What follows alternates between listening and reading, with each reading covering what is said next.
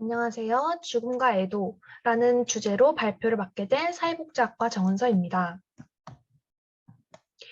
먼저 죽음이란 생물의 생명이 없어지는 현상을 뜻합니다. 즉 모든 문명과 철학, 종교적인 부분에서의 큰 자리를 차지하고 있고 또 모든 사람이 경험하고 준비해야 하는 필연적인 것이라고 볼 수 있습니다. 그리하여 많은 철학자들은 이에 대한 주장을 내세웠는데요. 도가의 장자는 삶과 죽음은 자연스러운 현상이라고 보고 죽음을 인간이 개입할 수 없는 범위이며 필연적인 과정으로 보았습니다. 또한 삶과 죽음은 차별이 없기에 죽음 앞에서 슬퍼하거나 애도할 필요가 없다고 주장한 것입니다. 즉 죽음은 애도의 대상이 아닌 것으로 보았습니다.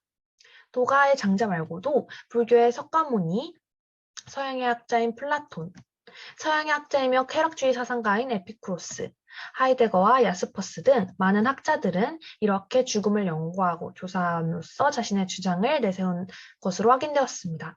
그렇기에 죽음을 긍정적으로 바라보고 있는 사람이 존재하는 반면 죽음이 자신에게 다가오는 것을 받아들이지 못하여 불안에 떨고 두려워하는 사람들도 존재한다는 것을 알 수 있었습니다.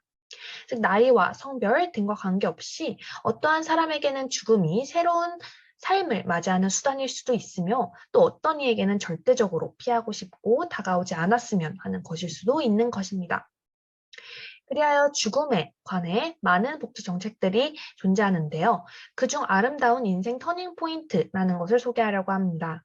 아름다운 인생 터닝 포인트란 자신의 인생에서 터닝 포인트에 관한 주제로 감사일기를 작성하거나 가장 기억에 남는 사진을 통해 자신의 인생 주기 적기, 버킷리스트를 작성하고 직접 실행해보기, 사랑하는 가족들을 위한 편지 쓰기, 미래의 나의 장례식장에 온 사람들에게 자신이 마지막으로 하고 싶은 말 전하기, 앞으로의 나의 삶에 대해 생각해보고 고찰하기와 같은 순서들로 진행됩니다. 즉 여러 활동들을 시행함에도 불구하고 죽음이 임박함으로써 현재의 의식들보다는 자신의 오래된 습관의 지배를 받을 수 있습니다.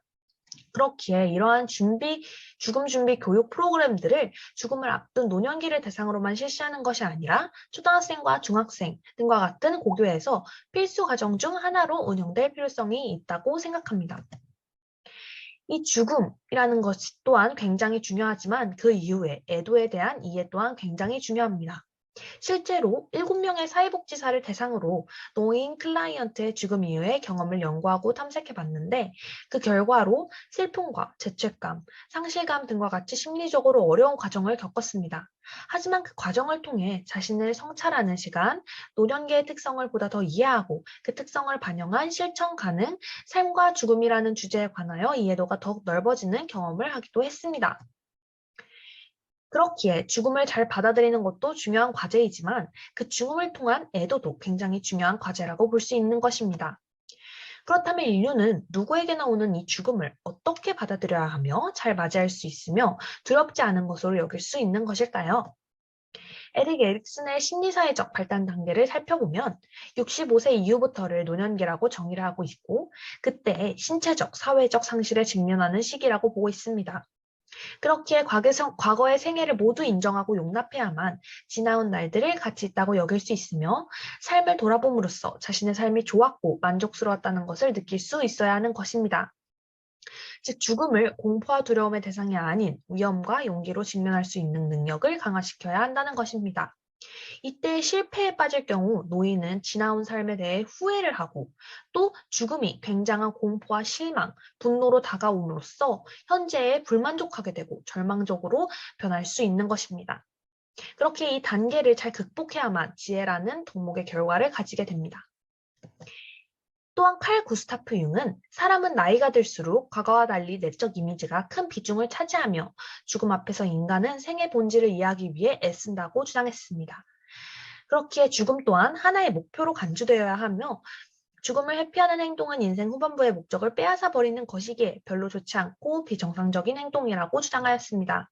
즉 죽음이란 것은 살아있는 모든 생명들이 단 한 번도 겪어보지 못한 현상이고 또 자기가 지금까지 누려왔던 모든 것이 끝나버린다는 부분에서 많이 사람들에게 걱정되는 부분이며 두려운 존재라고 인식되어지는 것은 정상적인 것이라고 생각이 됩니다.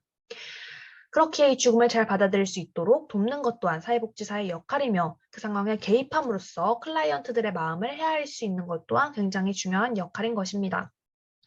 모든 사람에게 필연적으로 다가오는 이 죽음을 잘 계획하고 대처하는 것이 인생 후반기의 목표를 달성하는 것이라는 융의 말처럼 죽음을 잘 수용하는 자신의 마음가짐 또한 굉장히 중요합니다.